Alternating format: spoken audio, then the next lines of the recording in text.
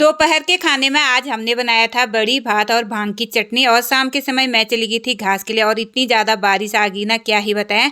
तो दोस्तों, आज मैं अपने ब्लॉग की शुरुआत सुबह से कर रही हूँ। सुबह के समय मैं चली गई थी घास के लिए, जो कि हमारे घर के सामने वाले खेतों में मैं गई थी घास के लिए। और यहाँ से हमारा गांव काफ़ी सुंदर लग रहा था।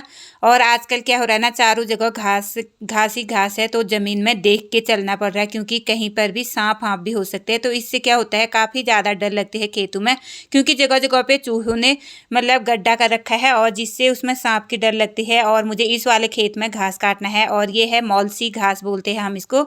तो इसी का मुझे इसमें से घास बनाना है, और सामने हमारा गांव। तो दोस्तों, घास से घर आने के बाद फिर मैंने यहाँ पे मड्डू की कुटाई की, और फिर उसके बाद मैं आ गई थी कमरे में।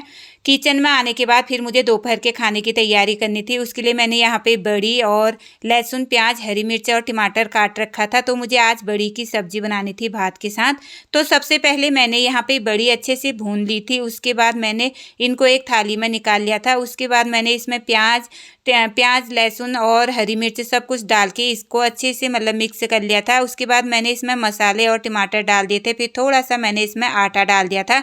तो आटा और सब कुछ अच्छे से भूनने के बाद फिर मैंने इसमें पानी मिला दिया था। पानी मिलाने के बाद थोड़ी देर इसे पकने के लिए रख दिया था। और यहाँ पे मेरी भात और बड़ी की सब्जी और भांग की चटनी मैंने बनाई थी। और शाम के समय मैं चली गई थी घास के लिए, और मैंने नीचे वाले खेत से थोड़े से 2-3 पूली घास के काट लिए थे। और मौसम इतना गंदा हो गया था ना, क्या ही बताएं। चारों तरफ पूरे बादलों से मौसम ढका हुआ था, और बारिश आने वाली हो रही थी। मुझे 1-2 पूली और काटने थे, तो मैं ऊपर वाले खेत में चली गई थी।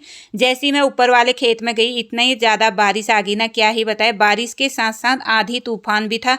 और इससे क्या हो रही थी ना दोस्तों, सांस लेने में भी पता है एकदम वो जैसा हो जा रहा था, क्योंकि उतनी तेज बारिश आनी स्टार्ट हो गई थी। उसके बाद मैंने अपना घास का गट्ठर बांधा, और मेरी तैयारी हो गई थी घर को आने की। तो देखो, इतनी आंधी तूफान चली हुई है, पूरे बाँझ के जो बाजूर के पौधे हैं वो भी पूरे ऐसे टूट चुके हैं एक साइड को, और उतनी तेज बारिश भी हो रही थी। उसके बाद मैं पहुंच चुकी थी अपने घर में, जो कि मैं पूरा भीग के मतलब कपड़े मेरे पूरे भीग चुके थे। तो मैंने सोचा घर में जाने के बाद फिर मैंने यहाँ पे जो भी घास लेके आई थी उसे मैंने एक जगह पे रख दिया था। और बाहर की तरफ देखो, पूरा मतलब इतनी ज़्यादा बारिश आ रही थी, उसके साथ उतनी ज़्यादा आंधी तूफान भी आ रही थी। अगर नॉर्मली बारिश आती है तो उतना ठंडा नहीं होता है, पर इससे भीगने में काफ़ी ज़्यादा ठंडा हो गया था। और हमारी गाय भी बरामदे के नीचे थी, तो उसमें तो पानी नहीं आ रहा था, पर फिर भी वो भी भीग चुकी थी आधी। और पूरा मौसम इतना गंदा हो रहा है। वैसे तो दोस्तों, बारिश से कोई मतलब नहीं होता है, पर जो लोगों के गाय भैंस होते हैं बरसात के समय, उनको घास काटने में काफ़ी ज़्यादा दिक्कत होती है। और मैंने सारे कपड़े वपड़े चेंज कर लिए थे, और मुझे काफ़ी ज़्यादा ठंडा हो रहा था, तो मैंने स्वेटर भी यहाँ पे पहन ली थी। तो दोस्तों, आपको मेरा ब्लॉग